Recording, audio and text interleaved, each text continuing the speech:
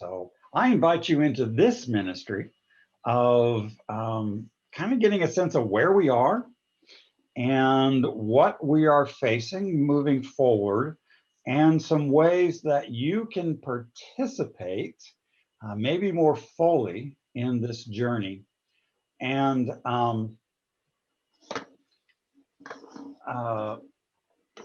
to again do some crowdsourcing. What we have discovered in having these gatherings before is that y'all have interesting ideas that we've never considered. Consider it another expression of neurodiversity, certainly experience diversity and creativity that God gives each of us uniquely. So I'm going to walk through a brief PowerPoint just to get us all up to speed about what's been going on and where we are. So I'm going to share my screen. There we go. Share.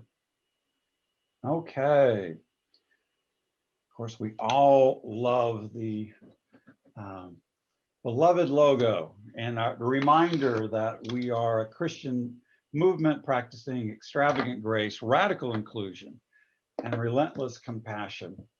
I was talking with Santu yesterday and helping her kind of see how we are organized as a movement, because there is the beloved movement, and underneath that umbrella are two defined ministries. One is a community, a worshiping community, a Bible studying community, a church gathering that we've been calling Beloved San Diego. And we are considering now whether or not we want to drop the words San Diego and find a different way to identify ourselves, such as a beloved Christian community. But that's one piece under the beloved umbrella. And another piece that exists now is a nonprofit that we gained nonprofit status in January. And that nonprofit is called the Beloved Compassion Network. And its existence is in order to teach the meditative discipline, the compassion practice, to teach it to individuals and to faith communities and to nonprofits and to other organizations under the challenge to become schools of compassion. And our hope is that we can network and resource each other and support each other in that ministry. And even in the brief conversations I've had over the last few weeks with some possible partner congregations, I have learned new ways and new applications of new ways to teach the compassion practice and new applications of the compassion practice that has how it can be contextualized to a given community or to a given concern. So the beloved umbrella, and then there's Beloved, the Christian community, and there is Beloved Compassion Network, a nonprofit that teaches the compassion practice. And see if I can get this to move. I can't. Let's try this. There we go. Oh, I love us. It's just so wonderful, so wonderful. Financially, what supports Beloved, the Christian community? And we're going to focus on that, the Beloved, the Christian community, because that is really at the heart of who we are, and the Compassion Network is just beginning to get rolling. We have 5 income streams that are identifiable.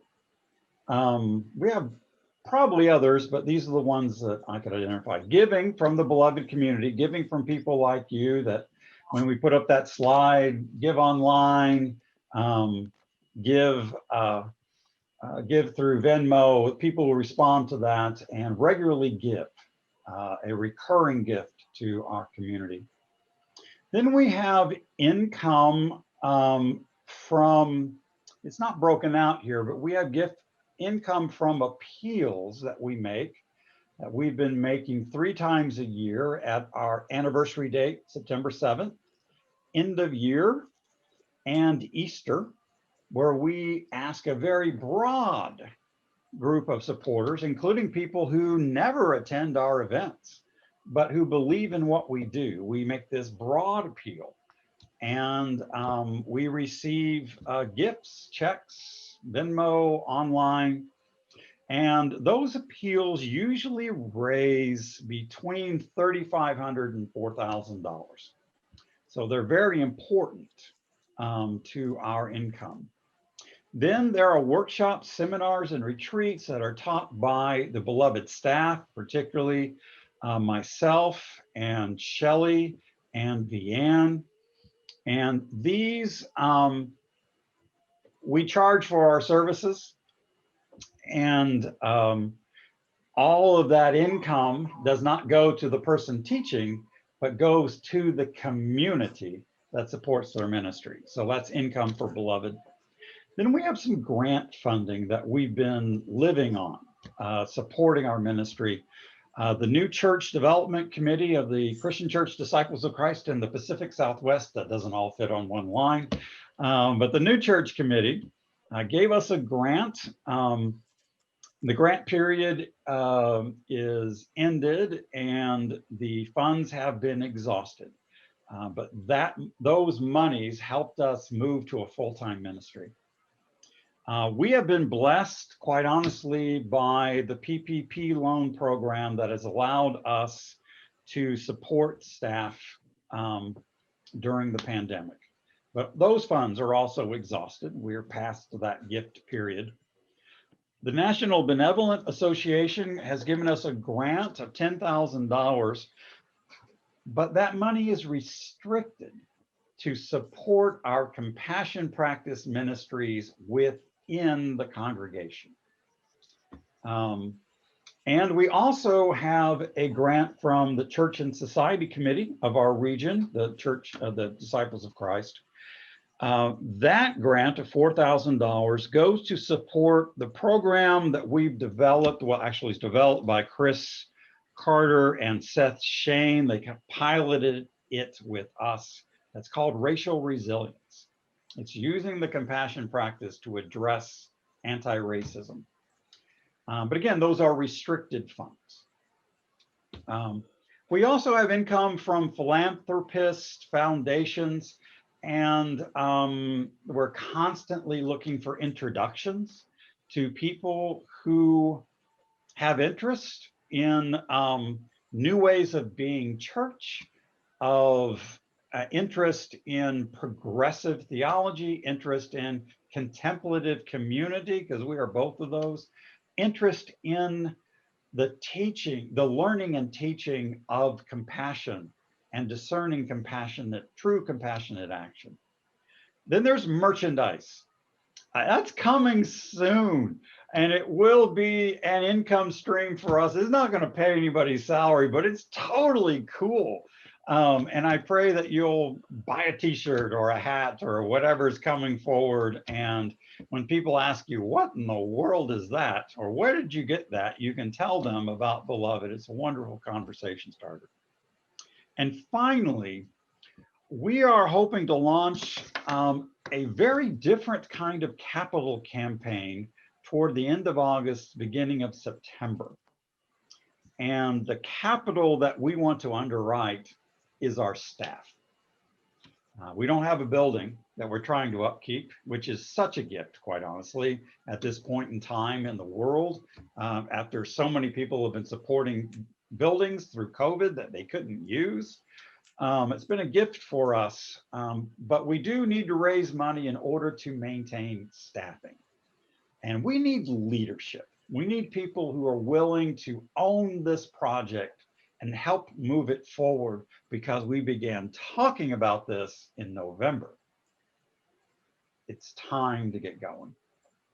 So those are some income streams.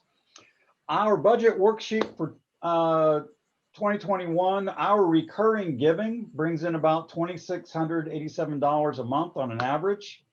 Our appeals, I said that they bring in $3,500 to $4,000. If you break that out monthly, our average is $1,780 a month. Our workshops, seminars, retreats, we're expecting and we expect them to raise around $400 a month. And then grant salary support. What that means is that the grant that supports our compassion practice ministries in the congregation, that $10,000 from NBA, National Benevolent Association, it does help pay staff salaries a little bit. So there's $1,250 a month in salary support that we're drawing out of that grant. So our total income for a given month is around $6,100. Our current expenses per month are averaging over the first quarter of 2021 as $11,212.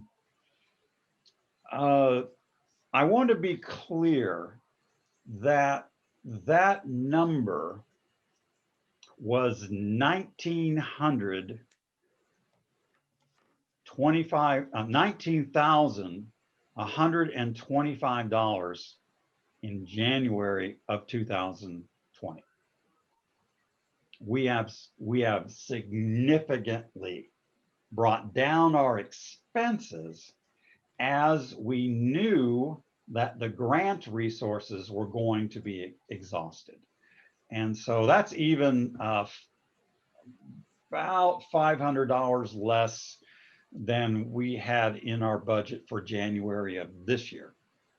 But we're still running a monthly loss of almost $6,000, which is something that we can't support long term. And in truth, using the NBA grant funds, we really only have enough funding to support us through the end of July. At the end of July, we could not fund anymore at $11,212. So, that's the reality we're facing, and it's the reality of most church starts. We were so blessed to have a 3-year grant to get moving in our ministry, but the truth is church starts take anywhere between 7 and 10 years to take hold. So we are challenged for what the next 4 to 6 years will look like for us. Oh, I don't even know what that is. That's a weird one. Let's go past that. Okay, these are the ministry table actions that have been used to reduce expenses to date. My salary has been reduced to 3/4. The expectation is that will be reduced to 1/2 soon. There's just no way around that. We had a staff position that we did not fill when Gail Wetstein left our staff. Other expenses we have cut to bare minimum totals. And actually, I said that 19,000 versus 11,000 in terms of expenses. We've cut our expenses by 58% since the first quarter of 2020. And we have applied for a grant that would go to the nonprofit Beloved Compassion Network. Now, why that's important to the community is that if that grant comes through, it's actually a program as much as a grant, but long story there. If those monies come in, and the interview for it was just this past Monday, some of the salary costs will be transferred from Beloved, the church, to Beloved Compassion Network, the nonprofit. See how that shifts? It would mean that some of our staff would be spending less time working in the church ministries, but it is something that would allow us some breathing room in terms of funding as we continue to make the transition towards being self-sustaining. So if you haven't said, I put out a call to prayer around this particular grant application, and I would encourage you to continue to pray. I felt really good about the interview, but we applied for this last year, and I felt really good about last year's interview, and we did not get the grant. So prayers are very much helping. Some projected actions that I expect the ministry table to take very soon are some additional staff cuts, particularly in my salary. And we are going to need to do a fourth giving appeal to our broad base. I really only want to do that 3 times a year, but the reality is July 31st, we have a funding problem, and we need to do things that we know work to keep us moving forward. So some things you can do. Ooh, they're going to come up one by one. I didn't plan this. It just happened. Let's see what happens here. You can commit to a weekly or monthly recurring gift. Many of our supporters believe in what we're doing, but that habit of giving regularly has not become a habit. So one thing you can do is make that a habit. Oh, that's weird. You can pray that that grant comes through. You can donate matching funds for the what I'm now calling the transition appeal, as we transition out of grant funding. That will happen around the last week of June into July 4th. Our last 2 appeals, end of year and Easter, we had people put up matching funds. So essentially, if you give $10, it's $20 to the beloved community. That was very successful for us. So one thing you can do is donate to that. You can volunteer to help with the Capital Fund campaign. We need some leadership. We need some people to step up for that. You can commit to making at least one introduction, and I can't emphasize this enough. There is someone in your circle of influence or in your second level of circle of influence who believe in progressive theology, who believe in contemplative Christianity, who believe in compassion and empathy and making that really the core value, not only of church, but of communities. An introduction, me to one of those people, I could make all the difference. The truth is, I'm really good at this. I developed the skill when working at Torrey Pines Christian Church. There's a line in Jerry Maguire where he says, "I'm the king of the living room," you know, closing that sale. Honestly, that's who I am in terms of fundraising when I'm face to face with somebody with means who believes in the kind of thing we're doing. But what I had at Torrey Pines was this ready-made group of people to go talk to. We need introductions so that conversation can happen. You can help Dale and Shelley find housing options. Because my salary is going to necessarily be decreased, we are cutting our expenses as a family, which means that we're looking for lower cost housing. And in fact, we're going out to see a couple of lower cost apartment complexes this afternoon. But there are creative options out there that maybe we don't know house sitting, or for somebody who's going on sabbatical, or their end of COVID celebration is they're going to live in Spain for 6 months. I don't know. There are people with means who do amazing things that just boggle the mind, or somebody who has a seasonal granny flat that they only use like December through March for parents who live in North Dakota. You want to come down for the depth of winter, or some other option we just haven't considered. Pray and ponder about what you can do to help, not only in terms of our financial future, but in volunteer hours.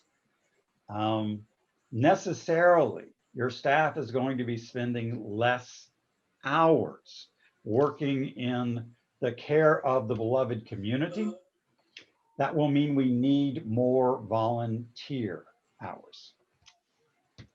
Finally, and I put this in every time, you can set a daily alarm to share beloved social media posts. Every social media, well, every Facebook, Twitter, Instagram, we post daily.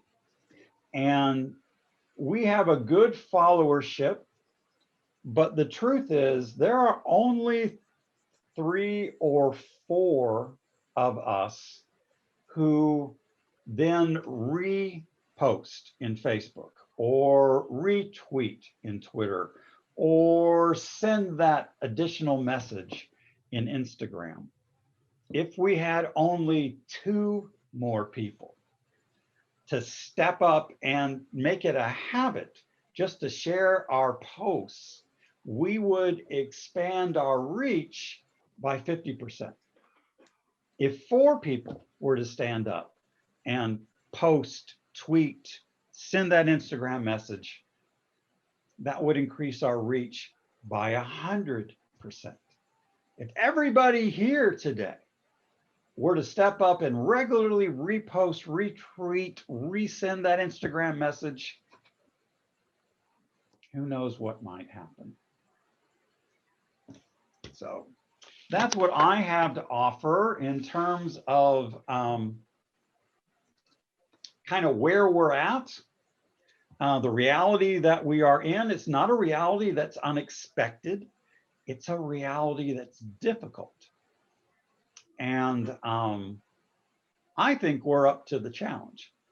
And Shelley and I and Vianne and your ministry table, Nancy and Phil Fowler, Teresa Turner, we and Temple Northrop, Temple Northrop is new to our ministry table, believe in what we're doing and will continue to move forward, but we need your help.